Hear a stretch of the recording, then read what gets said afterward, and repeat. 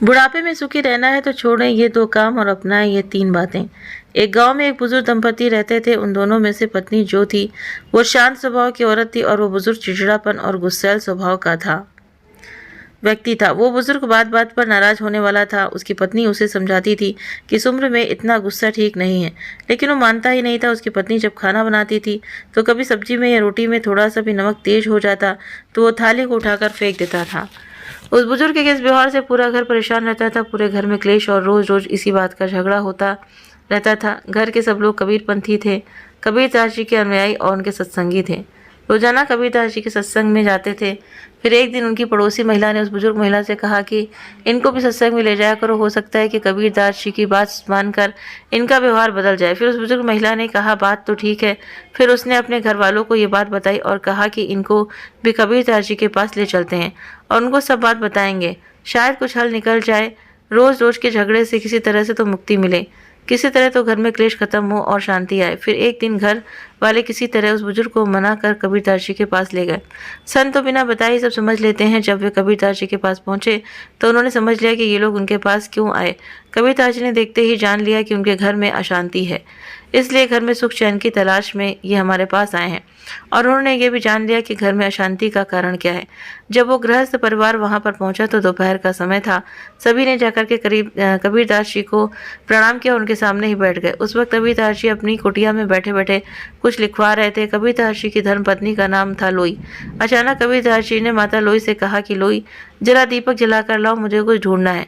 कबीरदास जी ने जब दीपक मंगाने का आदेश दिया तो उस बुजुर्ग को बड़ा आश्चर्य हुआ कि दोपहर का समय है, अच्छी खासी धूप खिल रही है, ऐसे में दीपक मंगाने का क्या प्रयोजन है।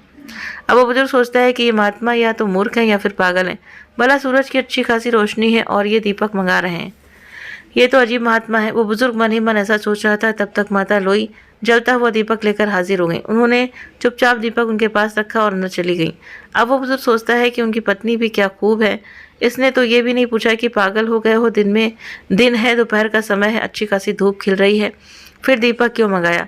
मैं बड़ा चक्कर में हूँ, मैंने यहाँ कहाँ आ गया पागलों की बस्ती में। ये महात्मा तो सचमुच पागल है। ये महात्मा तो पागल ही है, सबसे बड़ी पागल, और मूर्ख तो इसकी पत्नी है। ये पागल मेरे घर में शांति लाएंगे, ये मेरे घर के क्लेश को खत्म करेंगे, मेरे बुढ़ापे को ठीक करेंगे। उसके मन में सवाल पर सवाल उठ रहे थे, लेकिन उसने उस वक्त कुछ नहीं कहा और गुस्से में बैठा रहा। कबीरदास जी ने उसके मन की बात समझ ली कि ये गुस्से में तिलमिला रहा है और हमें पागल समझ रहा है। उन्होंने ये भी जान लिया कि गुस्सा इसे इसलिए आ रहा है कि लोई ने एक भी सवाल मुझसे क्यों नहीं पूछा, इस बेवकूफ़ी के लिए वो हमसे लड़ी क्यों नहीं। कबीरदास जी समझ तो गए सब, लेकिन बेपरवाह होकर दीपक की रोशनी में लिखते रहे। उस हुसैन बुजुर्ग आदमी ने बड़बड़ाते हुए अपने बच्चों से कहा कि ये पागल लाएगा हमारे जीवन में शांति। अब हद हो गई, चलो यहाँ से, मैं एक क्षण भी यहाँ पर नहीं रुक सकता। यहाँ से शीघ्र चलो, मुझे नहीं रुकना यहाँ पर, मुझे इससे ज्ञान नहीं लेना है। फिर उस बुजुर्ग को पढ़ाते हुए कबीरदास जी ने सुन लिया तो उन्होंने कहा, क्या बात है बाबा, कोई समस्या है क्या।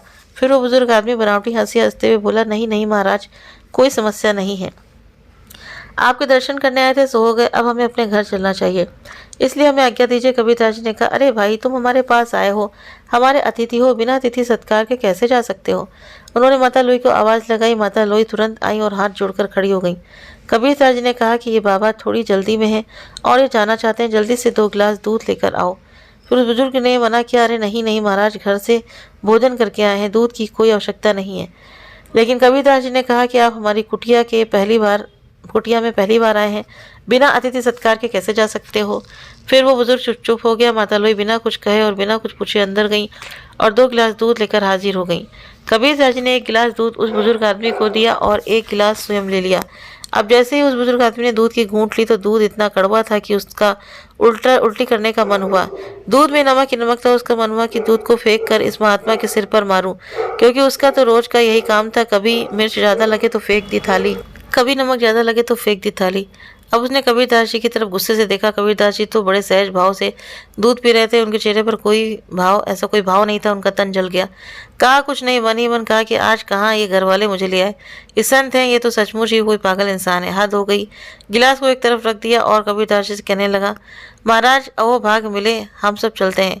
अब कबीरदास जी ने कहा, शायद तुम कोई समस्या लेकर आए थे, तुमने अपने आने का कारण तो बताया ही नहीं, ऐसे कैसे जा सकते हो, कोई समस्या हो तो बताओ, शायद हम कोई हल निकाल सके। बुजुर्ग बोला, अरे महाराज छोड़िए, आप क्या हल निकालेंगे, आए तो हम समस्या लेकर ही, लेकिन अब जा रहे हैं, हमने सब देख लिया, तुम्हारे बस की बात नहीं है। कबीरदास जी ने कहा, अरे जब समस्या लेकर आए थे तो बताने में क्या हर्ज है, आखिर बताओ तो सही, हो सकता है कुछ समाधान निकल आए। बुजुर्ग ने कहा, चलो पूछ ही लेता हूँ, वैसे मुझे लगता नहीं कि तुम्हारे पास मेरी समस्या का कोई हल होगा। कबीरदास जी ने बार-बार पूछा तो उस बुजुर्ग आदमी ने कहा कि सुनो, मेरे घर में कोई भी मेरी इज्जत नहीं करता, सब मुझे हीन दृष्टि से देखते हैं, कोई मेरा कहना नहीं मानता है, सब अपनी अपनी में रहते हैं। मेरे घर में बड़ा क्लेश और शांति है, मैं अपने घर में शांति और समृद्धि चाहता हूँ, इसलिए आपके पास आया था। लेकिन आपकी मूर्खता देखकर मुझे पक्का विश्वास हो गया कि आपके पास मेरी समस्या का कोई समाधान नहीं हो सकता। मेरे घर में शांति लाने के लिए आप कुछ भी नहीं कर सकते हो। कबीरदास जी मुस्कुराए और कहने लगे, हम जानते हैं तुम्हारे घर में शांति और क्लेश रहने का क्या कारण है, और हमने तुम्हें हल भी बता दिया, लेकिन शायद अभी तक तुम समझ नहीं पाए। जब कबीरदास जी ने ऐसा कहा तो बुजुर्ग आदमी बोला, वाह कमाल की बात है, आपने हल भी बता दिया, लेकिन जब से हम आए हैं तब से आपने तो एक शब्द तक नहीं कहा। फिर कैसे हल बता दिया? कबीरदास जी ने कहा, सुनो, याद करो, जब तुम आए थे हमने तुम्हारे सामने अपनी पत्नी से जलता हुआ दीपक मंगाया था कि नहीं? फिर उस बुजुर्ग ने कहा, हाँ मंगाया था। तो कबीरदास जी ने कहा कि हमारी पत्नी ने तुरंत हमारी आज्ञा का पालन किया और बिना कुछ पूछे और बिना कुछ कहे हमारी आज्ञा का पालन करते हुए जलता हुआ दीपक लेकर आई। उसने ये तक नहीं पूछा कि दोपहर है, ऐसे में दीपक की क्या आवश्यकता है। उसने वही काम किया जो हमने उससे कहा था। कोई सवाल तो नहीं किया, कोई प्रतिकार तो नहीं किया। बुजुर्ग आदमी बोला, हाँ इसी बात का तो मुझे ताजुब है। कबीरदास जी ने आगे कहा, उसके बाद फिर हमने दूध मंगाया और मैं जानता हूँ कि हमारी पत्नी ने शक्कर की जगह दूध में बहुत सारा नमक डाल दिया था। दूध बहुत कड़वा था, इतना कड़वा कि तुमसे पिया तक नहीं गया, और तुमने देखा मैं इस कड़वे दूध को चुपचाप प्रेम से पी गया। पता है क्यों? क्योंकि जब हमारी पत्नी ने हमसे दीपक के बारे में कुछ नहीं पूछा तो हमारा भी कोई अधिकार नहीं बनता, कोई सवाल जवाब नहीं किया तो हम भी कैसे कोई सवाल जवाब कर सकते थे। दीपक लाना और हमारी आज्ञा का पालन करना है ही अपना धर्म समझा तो हम कैसे पूछ सकते थे कि दूध कड़वा क्यों है। हमने भी अपना धर्म समझा और दूध पी लिया। जिस तरह उन्होंने कोई प्रतिकार नहीं किया उसी तरह हमने भी कोई प्रतिकार नहीं किया। इससे क्या समझे? इससे ये सिद्ध होता है कि पति और पत्नी दोनों को सामंजस्य स्थापित करके एक दूसरे की बात माननी चाहिए, एक दूसरे की बात का सम्मान रखना चाहिए, आपस में प्रेम और विश्वास से रहना चाहिए। मुझे पता है ऐसा तुम नहीं करते हो। कबीरदास जी ने कहा कि ध्यान रखो, गलती सबसे हो जाती है। आज गलती से दूध में शक्कर की जगह पर नमक पड़ गया तो हमने स्वीकार किया, चुपचाप बिना कुछ पूछे बिना कुछ पी लिया। तुम्हारे घर में शांति का कारण यही है कि तुम दो चीज़ों से बहुत परेशान हो और उसी के कारण घर में शांति है, क्लेश है। कबीरदास जी ने कहा कि बुढ़ापे में जो इन दो चीज़ों को त्याग कर देता है वही सुखी रहता है। कबीरदास जी ने बताया कि दो चीज़ें, स्वाद और गाली। बुढ़ापे में सुखी रहने के लिए ज़रूरी है कि हम स्वाद और गाली को छोड़ दें, तो घर में शांति रहेगी और बुढ़ापा चैन से कटेगा। हमें समझना चाहिए घर में जो महिला भोजन बनाती है कितने भाव से और मन से और परिश्रम से भोजन पकाती है। गर्मी हो या सर्दी, जो भी परिस्थिति हो, वो समय पर बड़े भाव से भोजन पकाती है और हमें खिलाती है। कहते हैं कि राग रसोई पगड़ी कभी कभी बन जाए, कभी गलती से हो सकता है कि नमक ज़्यादा हो जाए, मिर्च ज़्यादा पड़ जाए, तो क्या हमें उस भोजन को, उस अन्न को फेंक देना चाहिए? बिल्कुल नहीं। हमें समझना चाहिए कि जिस स्त्री ने तुम्हारी पत्नी से या तुम्हारी पुत्रवधू ने इतने परिश्रम और भाव से भोजन बनाया है तो हमारा धर्म है उसको स्वीकार करें, और गलती से नमक मिर्च ज़्यादा हो गई हो तो भी कोई बात नहीं, हमें उनकी प्रशंसा करते हुए भोजन ग्रहण करना चाहिए। अगर हम ऐसा करते हैं तो दूसरे दिन वो और मन से भोजन बनाएंगी, और यदि हम ऐसे में थाली दीवार पर फेंक कर मारते हैं तो सोचो उनके दिल पर क्या बीतती होगी। क्या उसके मन में तुम्हारे लिए कोई सम्मान बचेगा? हरगिज़ नहीं। ये उस स्त्री का और अन्य का, दोनों का अपमान है। हमें अपमान कदापि नहीं करना चाहिए। जहाँ भोजन और स्त्री का अपमान होता है उस घर में माता लक्ष्मी और सुख शांति पलायन कर जाती हैं, इसलिए भूल कर भी ऐसा नहीं करना चाहिए। कबीरदास जी कहते हैं, इसलिए दो चीज़, स्वाद और गाली, हमें त्याग देनी चाहिए। जैसा भी मिले भगवान का भोग समझकर ग्रहण करना चाहिए, तो बुढ़ापे में कोई कष्ट नहीं होगा। स्वाद और गाली दोनों ही बुढ़ापे में दुखदायी होते हैं। अब उस बुजुर्ग को पूरी बात समझ में आ गई कि मेरे घर में अशांति क्यों बनी हुई है। उसने दोनों हाथ जोड़ लिए और कबीरदास जी से क्षमा मांगी और कहा कि मैं अबोध हूँ, पता नहीं मैंने क्या क्या सोचा आपके बारे में। मैंने जो अनुचित वचन कहे, आप मुझे उदारता और विशालता दिखाते हुए क्षमा करने की कृपा करें। आज से मैं हरगिज़ ऐसा नहीं करूँगा। फिर कबीरदास जी ने उसको क्षमा कर दिया और कहा कि आज और इसी वक्त ये संकल्प लो कि स्वाद और गाली को यहीं छोड़कर जाओगे। फिर आगे कबीरदास जी ने कहा कि सुनो, यदि बुढ़ापे में सुखी रहना चाहते हो तो इन दोनों चीज़ों का त्याग कर दो, और मैं अब तुम्हें जिन तीन चीज़ों के बारे में बता रहा हूँ उन तीन चीज़ों को हमेशा अपने पास रखोगे तो बुढ़ापे में कभी कोई कष्ट नहीं होगा। बुजुर्ग ने कहा कि मैं आज से ही स्वाद और गाली का त्याग करता हूँ, लेकिन वो तीन चीज़ें कौन सी हैं महाराज जो मुझे साथ रखनी चाहिए? कृपा बताने की कृपा करें। तो कबीरदास जी ने कहा कि जिनका जीवन अनुशासित होता है, सफलता उनके दरवाजे पर दस्तक जरूर देती है। मनुष्य का जीवन तभी सार्थक बनता है जब वो अपने कार्य और जिम्मेदारियों के प्रति संतुलन बनाए रखे। बुढ़ापा जीवन का वो पड़ाव है जहाँ हर व्यक्ति सुख और आराम की जिंदगी जीना चाहता है। इस पड़ाव में खुशियाँ पाने के लिए व्यक्ति को बुढ़ापे तक इन 3 चीज़ों का साथ नहीं छोड़ना चाहिए। इसे समझना बहुत ही ज़रूरी है। पहली बात, धन का सदुपयोग। धन ऐसी चीज़ है जो अपना और पराया के बीच में फ़र्क समझा देती है।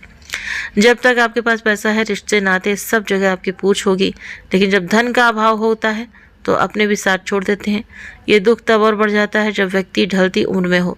इसलिए महापुरुषों ने कहा है कि धन का सदा सदुपयोग करना चाहिए। पैसों की बचत करेंगे तो बुढ़ापे में आपको किसी के सामने हाथ फैलाने की ज़रूरत नहीं होगी। साथ ही ध्यान रखो, संपूर्ण धन पर कुंडली मारकर बैठ जाना भी बुढ़ापे में दुखदायी हो सकता है। दूसरी बात, अनुशासन। अनुशासन और अभ्यास से ही आत्मविश्वास पैदा होता है।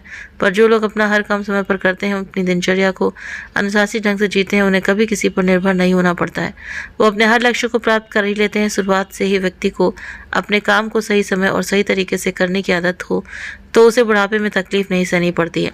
समय पर और ऋतु के अनुसार खान पान, सही समय पर सोना जागना, व्यायाम व हर कार्य निश्चित समय पर करना चाहिए, जो अच्छी सेहत के लिए बहुत ज़रूरी है। अनुशासन का साथ कभी नहीं छोड़ना चाहिए। कहते हैं जिसमें अकेले और अनुशासन के चलने के हौसले होते हैं, एक दिन उनके पीछे काफिले होते हैं। तीसरी बात, मददगार। कबीरदास कहते हैं जब व्यक्ति किसी निस्वार्थ भावना से मदद करता है, वो जीवन में कभी उदास और परेशान नहीं रहता है। दान और दया ही सबसे बड़ा धर्म है। आपकी आज की मदद आपके कल को संवारती है। बुढ़ापा सुख और शांति के साथ व्यतीत होता है। मदद के लिए अपने हाथ हमेशा खुले रखना चाहिए। कबीरदास जी की बात सुनकर वो बुजुर्ग बुढ़ापे में सुखी रहने का मूल मंत्र सीख चुका था। उसे बड़ी प्रसन्नता हुई और खुशी खुशी अपने घर आ गया। कबीरदास जी की वाणी को उसने अपना आधार बना लिया और थोड़े ही समय बाद उसके घर में सुख शांति आ गया और बुढ़ापा सुख और चैन से गुजरने लगा। तो उम्मीद करते हैं कि आपको ये जरूर कहानी पसंद आई होगी, वीडियो पसंद आया हो तो वीडियो को लाइक शेयर सब्सक्राइब करना ना भूलें। आप अपने कमेंट करके भी हमें ज़रूर से ज़रूर बताएं। तो मिलते हैं आपसे नेक्स्ट वीडियो में। Thank you.